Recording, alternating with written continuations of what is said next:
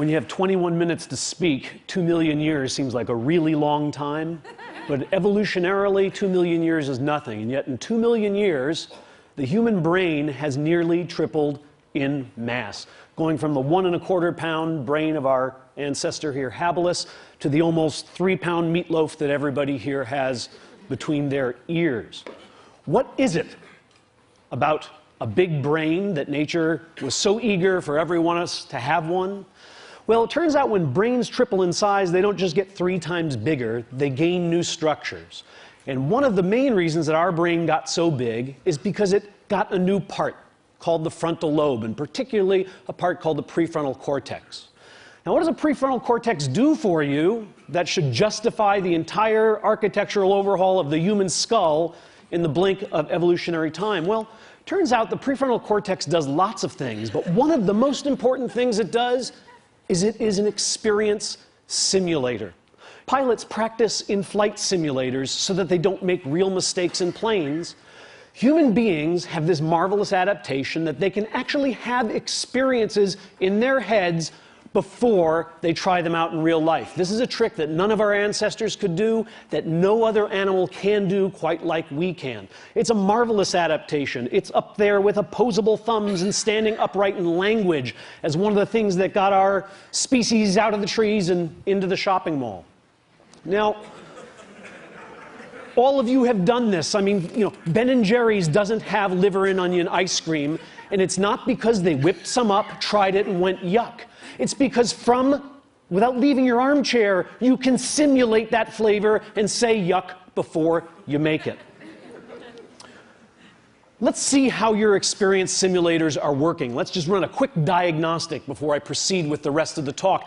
Here's 2 different futures that I invite you to contemplate, and you can try to simulate them and tell me which one you think you might prefer. One of them is winning the lottery. This is about $314 million, and the other is becoming paraplegic. So just give it a moment of thought. You probably don't feel like you need a moment of thought. And interestingly, there are data on these 2 groups of people, data on how happy they are. And this is exactly what you expected, isn't it? But these aren't the data. I made these up. These are the data. You failed the pop quiz and you're hardly 5 minutes into the lecture. Because the fact is that a year after losing the use of their legs and a year after winning the lotto, lottery winners and paraplegics are equally happy with their lives. Now, don't feel too bad about failing the first pop quiz because everybody fails all of the pop quizzes all of the time. The research that my laboratory has been doing, that economists and psychologists around the country have been doing, have revealed something really quite startling to us. Something we call the impact bias, which is the tendency for the simulator to work badly. For the simulator to make you believe that different outcomes are more different than in fact they really are. From field studies to laboratory studies, we see that winning or losing an election, gaining or losing a romantic partner, getting or not getting a promotion, passing or not passing a college test, on and on, have far less impact, less intensity, and much less duration than people expect them to have. Now, in fact, a recent study, this almost floors me, a recent study showing how major life traumas affect people suggests that if it happened over 3 months ago with only a few exceptions, it has no impact whatsoever on your happiness. Why? Because happiness can be synthesized. Sir Thomas Browne wrote in 1642, "I am the happiest man alive. I have that in me that can convert poverty to riches, adversity to prosperity. I am more invulnerable than Achilles. Fortune hath not one place to hit me." What kind of remarkable machinery does this guy have in his head? Well, it turns out it's precisely the same remarkable machinery that all of us have. Human beings have something that we might think of as a psychological immune system, a system of cognitive processes, largely non-conscious cognitive processes, that help them change their views of the world so that they can feel better about the worlds in which they find themselves. Like Sir Thomas, you have this machine. Unlike Sir Thomas, you seem not to know it. We synthesize happiness, but we think happiness is a thing to be found. Now, You don't need me to give you too many examples of people synthesizing happiness, I suspect, though I'm going to show you some experimental evidence. You don't have to look very far for evidence. I took a copy of the New York Times and tried to find some instances of people synthesizing happiness, and here are 3 guys synthesizing happiness. I'm so much better off physically, financially, mentally, almost every other way. I don't have 1 minute's regret. It was a glorious experience. I believe it turned out for the best. Who are these characters who are so damn happy? Well, the first one is Jim Wright. Some of you are old enough to remember. He was the chairman of the House of Representatives, and he resigned in disgrace when this young Republican named Newt Gingrich found out about a shady book deal he had done. He lost everything. The most powerful Democrat in the country, he lost everything. He lost his money, he lost his power. What does he have to say all these years later about it? I am so much better off physically, financially, mentally, and in almost every other way. What other way would there be to be better off? Vegetably, minerally, animally? He's pretty much covered in there. Maurice Bickham is somebody you've never heard of. Maurice Bickham uttered these words. Upon being released, he was 78 years old. He'd spent 37 years in Louisiana State Penitentiary for a crime he didn't commit. He was ultimately exonerated at the age of 78 through DNA evidence. And what did he have to say about his experience? I don't have 1 minute's regret. It was a glorious experience. Glorious! This guy is not saying, well, yeah, there's some nice guys, they had a gym. It's glorious, a word we usually reserve for something like a religious experience. Harrius Langerman uttered these words, and he's somebody you might have known but didn't, because in 1949 he read a little article in the paper about a hamburger stand owned by these 2 brothers named McDonald's, and he thought, that's a really neat idea. So he went to find them. They said, we'd give you a franchise on this for $3,000. Harry went back to New York, asked his brother, who was an investment banker, to loan him the $3,000, and his brother's immortal words were, you idiot, nobody eats hamburgers. He wouldn't lend him the money, and of course, 6 months later, Ray Kroc had exactly the same idea. It turns out people do eat hamburgers, and Ray Kroc, for a while, became the richest man in America. Oh, and then finally, some of you recognize this young photo of Pete Best, who was the original drummer for the Beatles, until they, kind of like sent him out on an errand and snuck away and picked up Ringo on a tour. Well, in 1994, when Pete Best was interviewed, yes, he's still a drummer, yes, he's a studio musician, he had this to say, I'm happier than I would have been with the Beatles. Okay, there's something important to be learned from these people, and it is the secret of happiness. Here it is, finally, to be revealed. First, accrue wealth, power, and prestige, then lose it. Second, spend as much of your life in prison as you possibly can. Third, make somebody else really, really rich. And finally, never, ever join the Beatles. Yeah, right. Because when people synthesize happiness, as these gentlemen seem to have done, we all smile at them, but we kind of roll our eyes and say, yeah, right, you never really wanted the job. Oh, yeah, right. You really didn't have that much in common with her, and you figured that out just about the time she threw the engagement ring in your face. We smirk because we believe that synthetic happiness is not of the same quality as what we might call natural happiness. What are these terms? Natural happiness is what we get when we get what we wanted, and synthetic happiness is what we make when we don't get what we wanted. And in our society, we have a strong belief that synthetic happiness is of an inferior kind. Why do we have that belief? Well, it's very simple. What kind of economic engine would keep churning if we believed that not getting what we want could make us just as happy as getting it?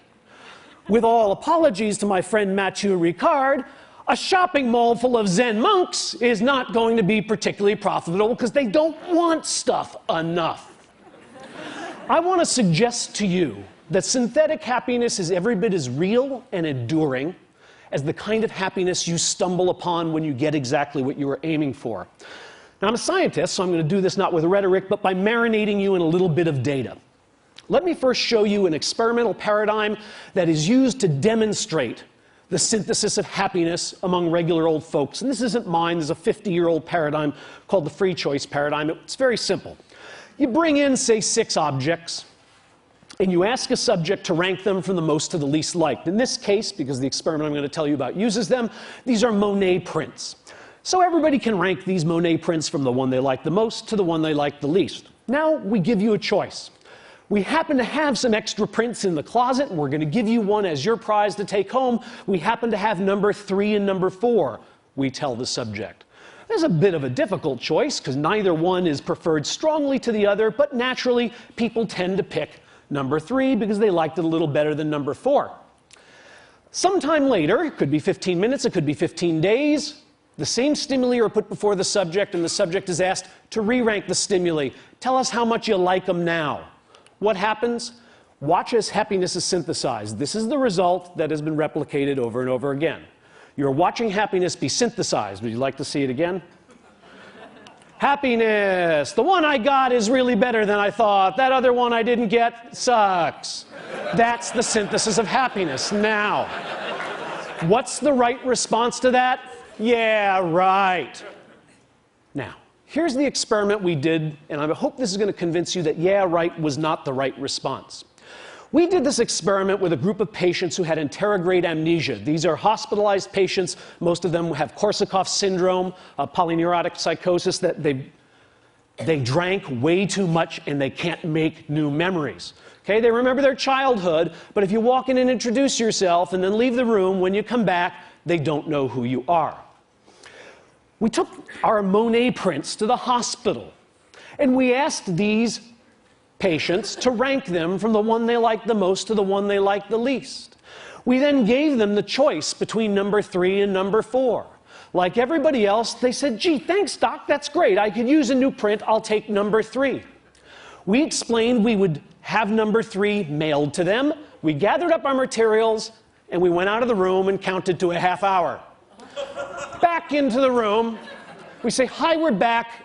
The patients, bless them, say, oh, doc, I'm sorry, I got a memory problem. That's why I'm here. If I've met you before, I don't remember. Really, Jim, you don't remember? I was just here with the Monet prints. Sorry, doc, I just don't have a clue. No problem, Jim. All I want you to do is rank these for me from the one you like the most to the one you like the least.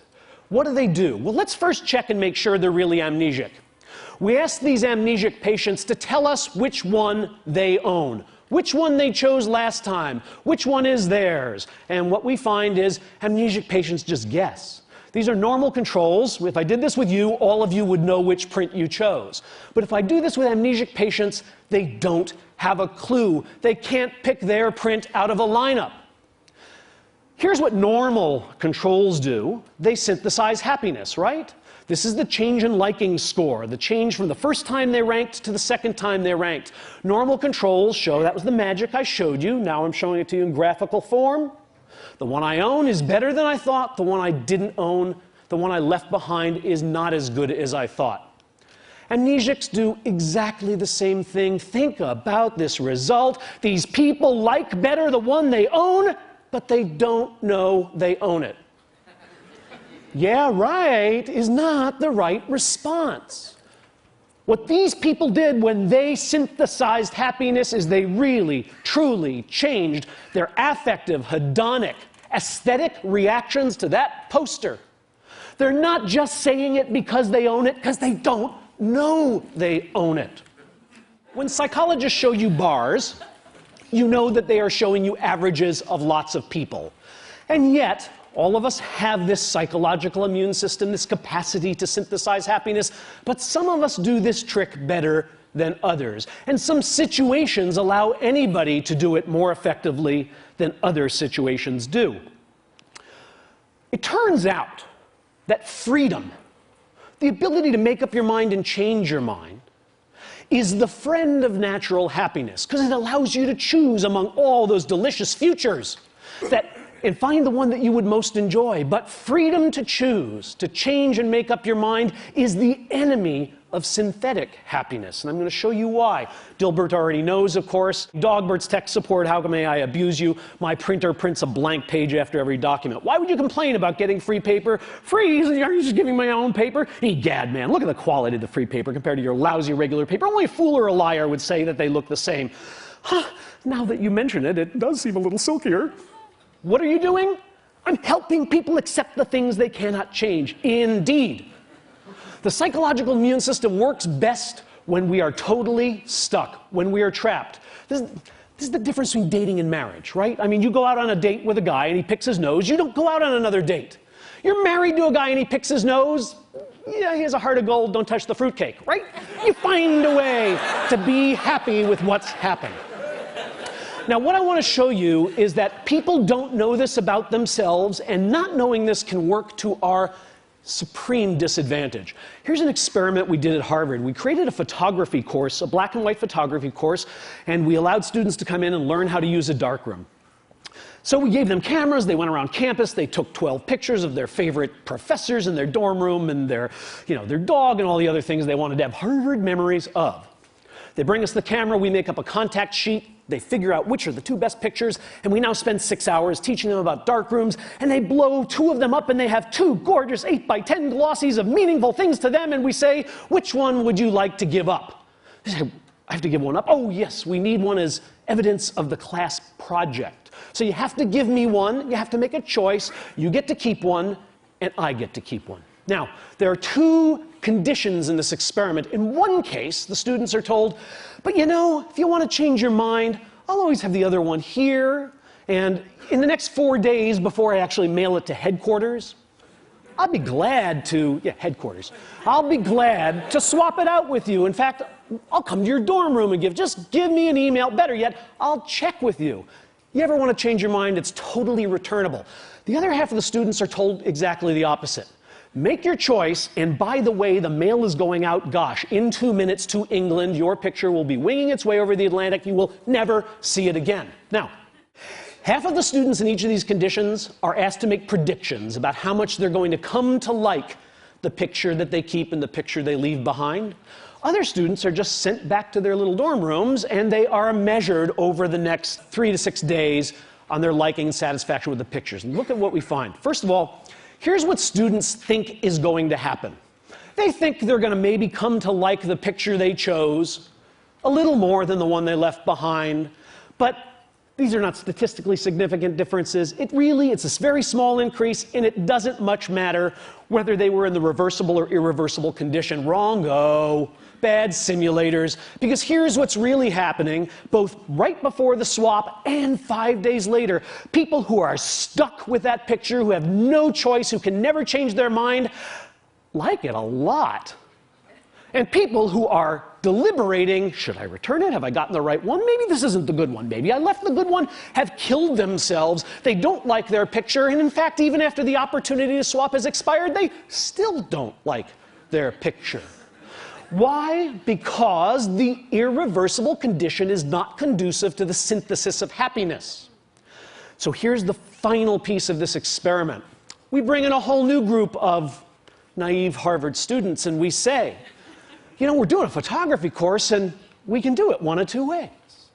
We could do it so that when you take the 2 pictures, you'd have 4 days to change your mind, or we're doing another course where you take the 2 pictures and you make up your mind right away and you can never change it. Which course would you like to be in? Duh!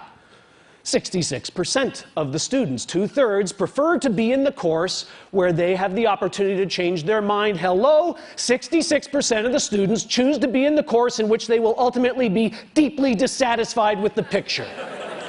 Because they do not know the conditions under which synthetic happiness grows. The bard said everything best, of course, and he's making my point here, but he's making it hyperbolically. 'Tis nothing good or bad, but thinking makes it so.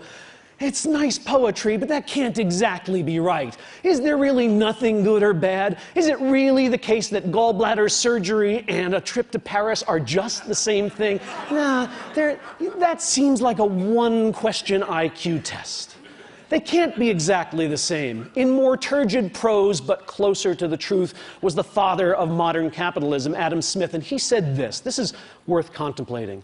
The great source of both the misery and disorders of human life seems to arise from overrating the difference between one permanent situation and another. Some of these situations may no doubt deserve to be preferred to others, but none of them can deserve to be pursued with that passionate ardor which drives us to violate the rules either of prudence or of justice, or to corrupt the future tranquility of our minds either by shame from the remembrance of our own folly or by remorse for the horror of our own injustice. In other words, yes, some things are better than others. We should have preferences that lead us into one future over another. But when those preferences drive us too hard and too fast because we have overrated the difference between these futures, we are at risk. When our ambition is bounded, it leads us to work joyfully. When our ambition is unbounded, it leads us to lie, to cheat, to steal, to hurt others, to sacrifice things of real value. When our fears are bounded, we're prudent, we're cautious, we're thoughtful. When our fears are unbounded and overblown, we're reckless and we're cowardly. The lesson I want to leave you with from these data is that our longings and our worries are both to some degree overblown because we have within us the capacity to manufacture the very commodity we are constantly chasing when we choose experience. Thank you.